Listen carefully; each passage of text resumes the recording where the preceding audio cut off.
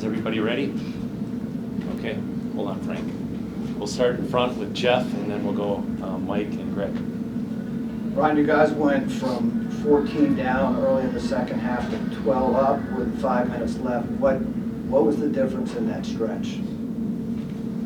Well, I think that we made a couple of small defensive adjustments in the second half that helped us. We ended the half in a bit of a drought. We were in some foul trouble there, so that didn't help the cause because they scored and we didn't. But overall, I think we just buckled down defensively. We got contributions from some upperclassmen. I think Tane was terrific today. He took care of the basketball, made some timely plays, had 5 assists, and he's earned that trust by doing his job. I think as a group, and I'll say this, the big part also, we only had 1 turnover in the second half.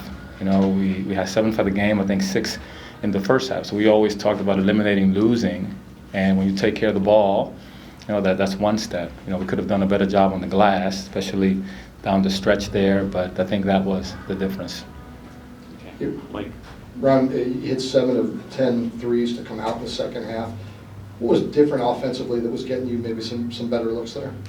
Yeah, I think we decided to run, to share the ball by committee and no longer kind of having just one dominant ball handler. So that allowed more guys to move and get open. Trying to get Isaac more shots. He got a 14 today, so that definitely helped. Elijah did a fantastic job again at the free throw line, kind of got us going in the second half. Did a really good job of executing the plan there. They went zone, we drew up something quick, and they executed it well, and Elijah hit the 3 in the corner. I think those little things are the difference between winning a game and not. Say, with Isaac, what are some things you guys have had to do to get him more shots, or even help him adjust his defenses, have keyed in on him and made him the primary focus of their scouting report? Yeah, it goes both ways. It's not as much him. I have to also find ways to help him. And when you're kind of patterned and people know where you're going to be, it becomes easier to guard. So we're trying to give IMAX some freedom, to really go anywhere, wherever he sees a window. And we're asking guys to screen well for him, and they did that today. Okay, Marcus, and then...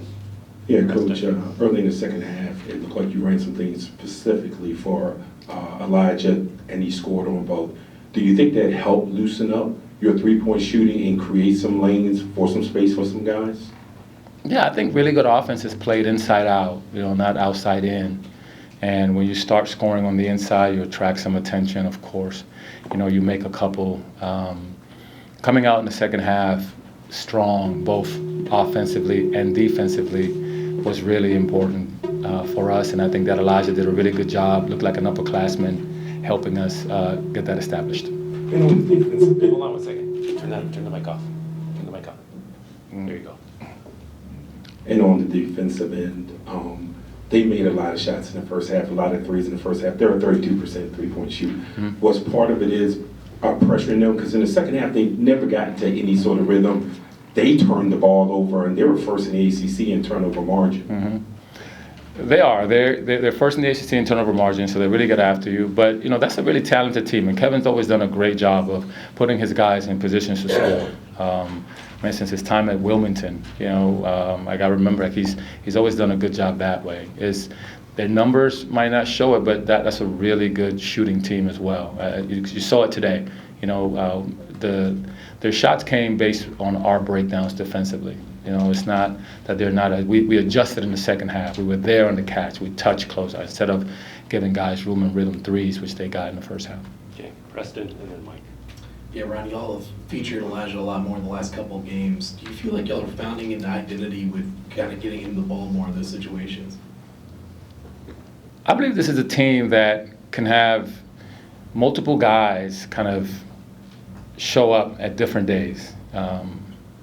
Elijah is a transfer. We brought him in so he could be a big piece of it. If he continues to stay consistent, I think that'll really help us. But, the last couple of games, Tane has played really well for us. So, the goal is to get multiple guys to play well at the same time, the same night, on both ends of the floor. And I think that tonight Elijah did carry us, but IMAC made some shots. I thought Rhodey was terrific today at the point guard spot. Not only did he shoot the ball well and score, but he assisted well. I mean, he got guys shots. And when he plays like that, we're a different team. Okay, we have time for 4 more. We'll go Mike, Kip, Jeff, and then Frank. Hey, Ron, I know New Year's Eve is sort of an artificial part of the calendar. You play again on Saturday, but is there a psychological bonus to ending the year with a victory, getting your first ACC win that just gives a little juice to these guys? You guys have way too much time on your hands. No, honestly, our focus is really simple, man. Just let's do the hard things well. We'll celebrate the things that we do well and the things that we need to improve on. We'll just put our hard hat on and go work on that. I'm not good at kind of trying to trick guys into having energy, man. It's just false. You either have it or you don't. And I think this is a group that can bring energy. I think today we pushed the right buttons. We had the right lineups. We put the right guys on the floor. But absolutely, does it feel good to end the year on a W? Yeah, 100%. It's nice to go into 2025, with our first ACC win. Again, this is that victory. I told them, I said, every single individual contributed to that. That is their victory. They gave me a nice ovation when I went into the locker room. Nice kids, awesome, all of them. But I told them that's not mine. That's ours. And it's really yours because I didn't make a basket today. So. Kip, then Jeff.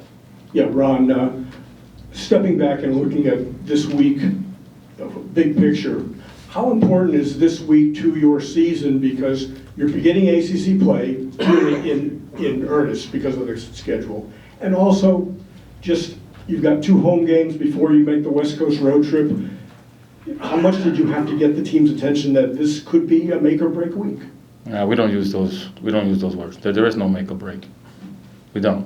Every game is important. And no matter what the record is, every game is important. Doesn't matter who the opponent is, every game is important. The only thing that we can control is our preparation and our focus. If we start looking at what's coming ahead, you're going to lose your way. Today was about today. Today was about NC State. It wasn't about anybody else. We didn't talk about what's going to happen 3 months from now. I think that would be foolish. Today has enough. We worry about tomorrow. Today, let's get NC State. If we win, we'll celebrate. If at the end of the game we don't, tomorrow's already planned for us. No matter what the outcome of the game was going to be, we have our plans for later today, and we're going to do what we do tomorrow. We don't focus on things that we cannot control. Cannot control tomorrow. Only thing we can control is our attitude, our energy, our attention to detail, and my commitment to helping those kids on the floor today for this very specific game. I am not worried about tomorrow. Okay. Jeff, and then Frank. Against American, I think you had 17 assists on 23 made field goals today, 18 on 26. What has led to that the past 2 games? Is it just being unselfish, or are they doing things kind of execution-wise better? Well, I think it starts with taking care of the basketball. If we had a game where we had 18 turnovers early on in the year, and that's you're playing with 18 less possessions than your opponent. And in some of those games we gave 10 offensive rebounds, and then we lost 18 and we gave them 10 extra. The game is not that hard. You got to focus on doing the little things well, and you got to focus on doing the hard things well. I told them in the locker room this is a 12-round match, and we kind of wobbled out at the end, but we went 12 rounds. Okay, Frank, last question. Coach, in the second half, there was more aggressiveness taking the ball to the hoop.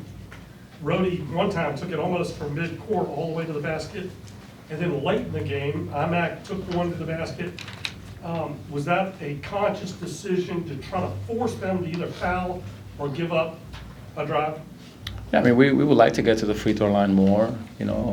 Contrary to last season, I think we're a decent free throw shooting team. I think we can take advantage of that. But also, when a team is pressing you full court, you can't play. You got to attack it. And if a layup is there all week, the encouragement was to take it.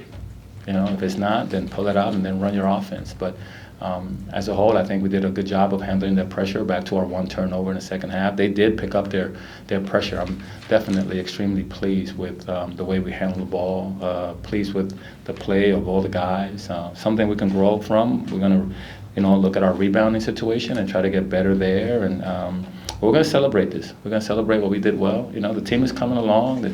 What we're going to be, next week, hopefully we'll take another step. This is a long journey, and we're just taking steps, and see where it takes us. Thanks, Coach. Happy New Year, guys. Coach Keats will be next.